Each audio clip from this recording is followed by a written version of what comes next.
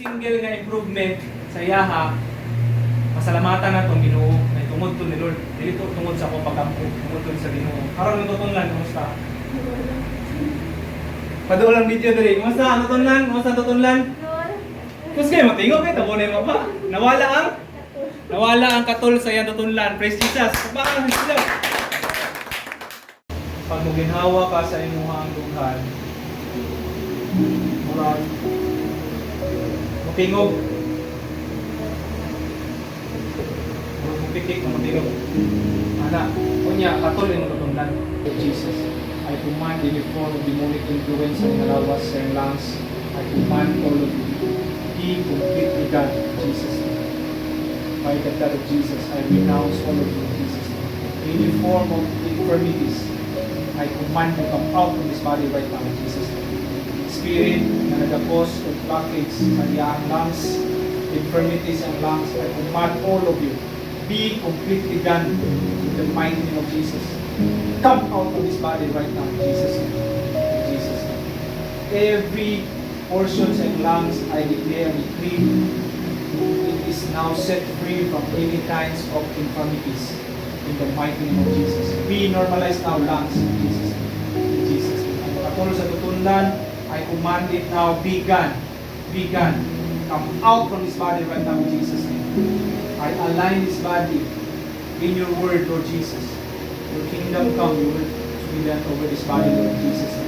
By the blood of Jesus, every strongholds are now broken. Every infirmities are now broken. Every bondages, every spiritual chains are now broken. In the mighty name of Jesus, by the blood of Jesus, by the authority given to me by Jesus, I command this body to be well in the mighty name of Jesus. And your any generational curses, I renounce all of you in the mighty name of Jesus. By the blood of Jesus, I renounce all generational curses sa life ni Christine at siyang family, Lord Jesus. Jesus. Sige daw, i-distinct daw ginawa. I-compare ni mo kung sa imong ibati ganina nga naginawa ka na kayo feel na something ang bitik o iso ginawa o karon compare ni mo kumusta arang-arang si gamay. Praise the Lord. Bakit sa Lord, every single nga improvement sa yaha, pasalamatan na itong Ginoo na tungod to ni Lord. Dito tungod sa ako pagkampo, tungod to sa Ginoo. Karon natutunlan, kumusta?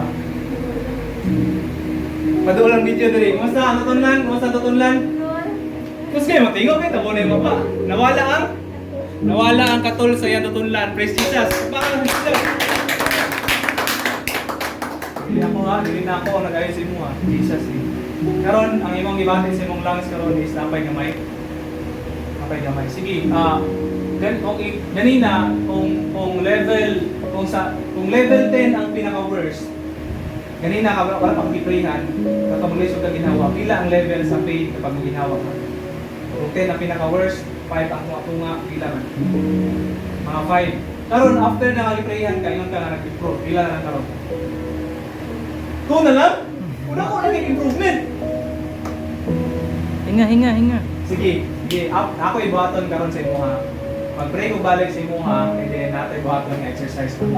Para totally ma-set free ka ani nga sa amen. Sige, mag-pray ko klasin mo. Yung imong mata, balik mo ang tuod itong makamot sa imong lugar. In the mighty name of Jesus, normalize now every single cell sa lungs. In the mighty name of Jesus, I command his heart, every internal organs and come back to normal. In the mighty name of Jesus. In the mighty name of Jesus.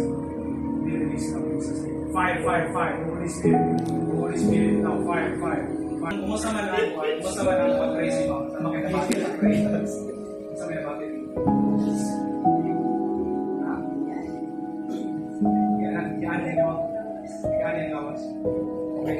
Ligaan daw niyang paminaw, ligaan niyang imong lawas after sa prayer. Ay, pansin na lang, ay ka-conscious na nila.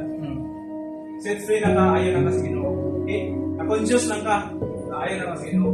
Okay, salamat sa Ginoo. Yay!